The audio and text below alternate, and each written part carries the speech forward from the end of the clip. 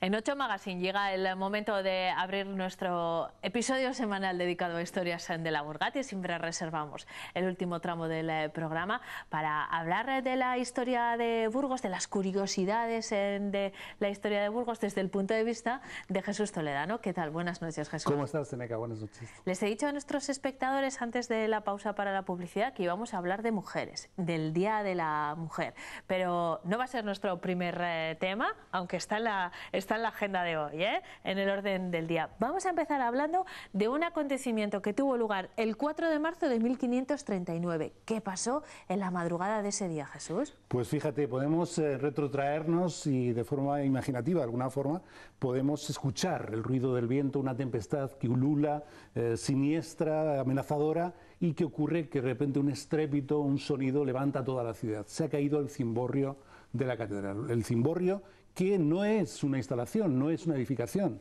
de la primera jornada de la construcción de la catedral, sino que se había construido por iniciativa del obispo Luis Acuña en torno al 1450-1500. Eso hace que ese cimborrio, desde luego que ya tenía, por supuesto, algunos problemas desde antaño. Hay algunos registros que nos dicen que se había apuntalado, que desde un principio podía tener problemas de peso, podía tener algunos problemas de instalación y precisamente no dieron con la solución. También se cuentan en algunos libros, cuando leemos El número de Dios de José Luis Corral, nos cuentan cómo los arquitectos habían tenido algún fallo, en este caso en el cálculo, y sí que podemos saber de aquel cimborrio primigenio, no por imágenes, porque no hay ningún grabado, pero sí por algún relato. Era una instalación alta, muy elegante, y desde luego que con ese gusto de nuevo cuño del gótico en 1450 se construyó, pero se vino abajo en 1539. Ese estrépito de madrugada en la ciudad de Burgos produjo una consternación absoluta. Afortunadamente no hubo víctimas, pero sí que se cayeron las bóvedas de alrededor. Algunos incluso pensaban que se podía venir abajo toda la fábrica de la catedral, una auténtica tragedia. Evidentemente, ¿qué hicieron tanto el cabildo como los municipios, como el regimiento que estaban ante esa situación? Inmediatamente al día siguiente reunirse para decidir la construcción de uno nuevo. Desde luego que no era tarea fácil, primero porque la sustentación no era buena, las 4 columnas que podemos ver ahora no existían, eran de muchísimo menos grosor, y eso hacía que hubiera que replantear esa obra. Pero no solo eso, se necesitaban 20 millones de maravedís, es decir, unas cifras ingentes. Y desde luego que algunas aportaciones hicieron que fuera posible el comienzo de la obra. Pero fíjate, hoy un hombre, el cardenal, el obispo Álvarez Toledo, que aseguró que de su familia era uno de los hijos de los duques de Alba, y él aseguró que iba a hacer una donación de 20.000 maravedís, y durante el tiempo que duró la obra realmente solo aportó unos 150 maravedís. Eso hizo, tanto por él como por alguna serie de problemas que hubo entre el cabildo y la sociedad burgalesa, que se demorara la obra hasta 1564. Pero desde luego que desde el principio se mandó a algunos arquitectos que vieran la posibilidad de erigir ese nuevo cimborrio. La obra realmente la lleva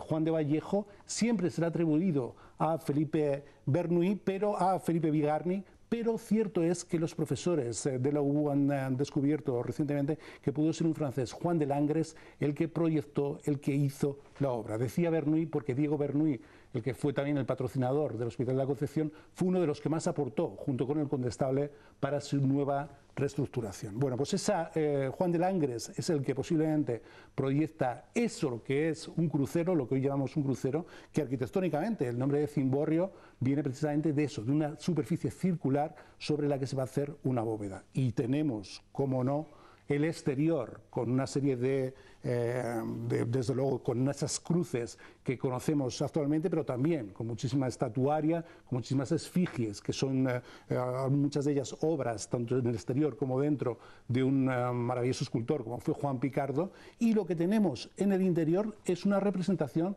también del patrocinio de los que pudieron hacer la reconstrucción del cimborrio. Desde luego que esa estrella de 8 puntas sobre las 4 columnas reforzadas, esa luz cenital que obtenemos con esa estrella, es absolutamente asombrosa. Claro, también les ayuda el hecho de que sea una bóveda calada a aligerarla, a que tengan menos peso, que fue el peso lo que le derrumbó junto con el viento en la primera hornada, en el primer estadio. En cualquier caso, Jesús, es verdad que bueno, la catedral está llena de tesoros arquitectónicos y artísticos, eso lo sabemos muy bien. Además, aquí cada mes dedicamos un capítulo a la catedral en estas historias de la Vulgata y estamos conociendo muchos rincones, pero precisamente el Cimborrio es uno de los más emblemáticos, ¿no? Uno de los más fotografiados. Y fíjate, hemos visto una imagen importante. Fue la ciudad, desde luego, la que se determinó con donaciones. Hemos visto la de Diego de Bernuy y la de Pedro Fernández de Velasco a la rehabilitación, a la reconstrucción. Y podemos ver y hemos visto imágenes de cómo entre esas inscripciones que hay dentro ya en la parte interior vemos el escudo de la ciudad, el logo Civitatis, lo que es la inscripción en torno a la representación, el homenaje a la ciudad junto con una maqueta y por supuesto dos ángeles que están custodiando todo el conjunto. Hay una serie de lemas marianos que también hemos visto en torno a alusiones a la Virgen y por supuesto otra vez Juan Picardo vuelve a representar una iconografía con diferentes esfigies, tanto mitológicas, tanto realistas, tanto religiosas, para un conjunto ya de una clara influencia renacentista, pero absolutamente maravilloso. Desde luego que es impresionante el resultado. Es muy lamentable que se cayese el primero, pero bueno, afortunadamente no hubo víctimas, como nos acabas de contar, y después, gracias a eso, tenemos la maravilla que tenemos ahora. Ahí vemos, así que... fíjate, algunas de esas inscripciones en latín, loando a la Virgen, los escudos, bueno, ahí tenemos precisamente el escudo de quien no tuvo mucha contribución en la catedral, que fue Álvarez, a su reconstrucción, que fue Álvarez de Toledo, el clérigo que había anunciado, que había asegurado una donación. Igual que luego pusieron su emblema cuando prometió lo que iba a dar, que después no cumplió completamente. Al final, él fue luego obispo de Compostela y al final, aunque no hizo esa donación, desde luego que ahí tiene su linaje representado, como le tiene sobre todo el de la ciudad, que fue realmente la que estuvo ahí pendiente en todo momento, aunque con diferentes devenires hasta 1564, de que pudiera ser posible esa rehabilitación. Bueno, pues ha merecido la pena todas esas vicisitudes. Jesús, segundo tramo del día, ahora sí, hablamos de mujeres, alrededor del 8 de marzo, ¿verdad? Cuando hablábamos del Cimborrio también lo hacíamos. La hija de Juan de Lagres posiblemente participó en la reconstrucción del Cimborrio y, cómo no, lo vamos a hacer en este caso para hablar de ese 8 de marzo, el Día de la Mujer Trabajadora. Y lo vamos a focalizar en la figura de Blanca de Castilla, del Colegio Blanca de Castilla. Pero has dicho bien, porque el nombre que toman ya es significativo. Fíjate, a veces hablamos de algunas de las reinas que vinieron del exterior para contribuir al engrandecimiento de Castilla. Hablamos de Leonor de Plantagenet, hablamos de Constanza de Borgoña o de Beatriz de Suabia, y en este caso lo que tenemos es el sentido inverso. Tenemos a una reina castellana, hija de Alfonso VIII y precisamente de Leonor de Plantagenet, que es reina de Francia, Blanca de Castilla, y que simboliza lo que quería el colegio del que vamos a hablar. Simboliza una mujer, desde luego que su hijo fue canonizado, una mujer religiosa, una mujer formada y cultivada, que con esos valores da nombre a un colegio que, ahí tenemos a lo que fue luego la fundadora, un colegio que ahora cumple 50 años. Y esos 50 años del Colegio Blanca de Castilla, de las Hijas de Jesús, son de alguna forma, y por eso están allí también, la historia de Gamonal. Y lo hacen con una vocación, fíjate, tenemos fotos absolutamente impresionantes.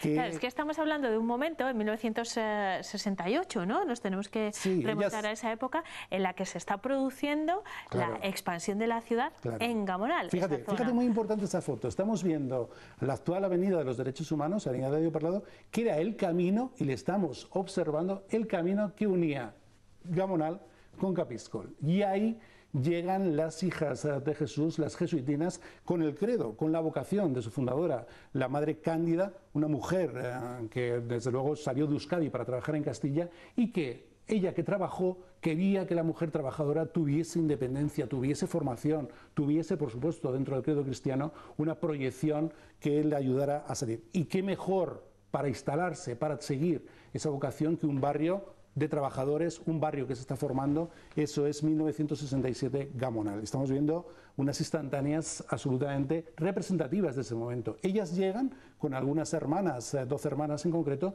se instalan. Primero, tuvieron que buscar auxilio de otras congregaciones, se quedaron en la casa de las dominicas, se quedaron en la casa de las esclavas y finalmente les ceden, dentro de esa promoción de viviendas que había en el barrio, les ceden 2 pisos para que comiencen a dar clases de alguna forma un tanto doméstica.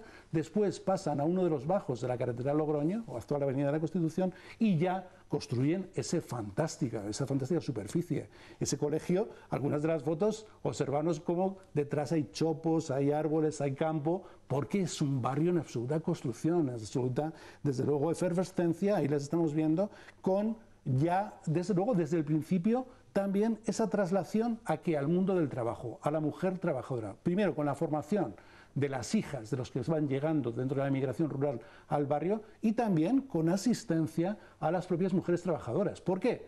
Porque instalan rápidamente el bachiller nocturno. Si estás trabajando, no importa, puedes venir aquí a formarte. ¿Por qué? Porque instalan rápidamente una guardería, de cara a que las mujeres que vayan a trabajar a los polígonos de Gamonal puedan dejar allí de forma asistencial sus niños. Y a partir de ahí, un colegio, desde luego, de una calidad académica impresionante, que va creciendo, que es ahora, cuando están cumpliendo esos 50 años, cuando también cuentan con 1.500 alumnos, cuentan con 80 profesores, todos los ciclos de enseñanza fueron desde el principio uno de los satélites, uno de los institutos del Lope de Mendoza, en este caso derivados a Gamonal, y con un periplo también de internado, con un periplo de formación profesional a nivel de administración, a nivel administrativo, y una atención escrupulosa por el deporte y por la formación, les vemos instalados en un barrio que, como ellos, como esa congregación, como ese colegio, desde luego ha crecido, y que no solo eso, estamos también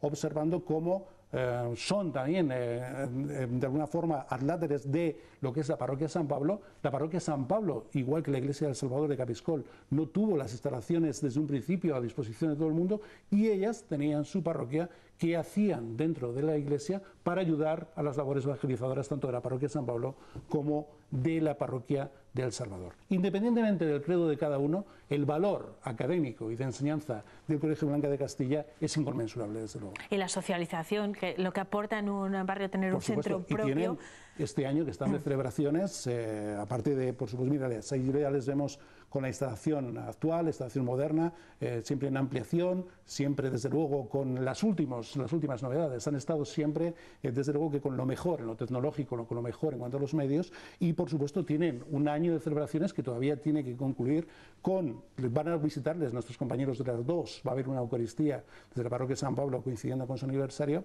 y también tienen un certamen poético, tienen una sesión, fíjate, ahí a mí eso me encanta, en torno a la literatura y la mujer. Por supuesto, un colegio avanzado, un colegio de calidad, que solo podemos felicitarles por esos 50 años. Desde luego, por esos 50 años y también por su aportación a la independencia, al desarrollo de Burgos y de las mujeres burgalesas. La madre, ¿no? Cándida, que vivió en la calle de San Juan, una mujer que vino, casi no hablaba castellano, hablaba solo euskera prácticamente, vivió en la calle San Juan, y bueno, después sus hermanas fueron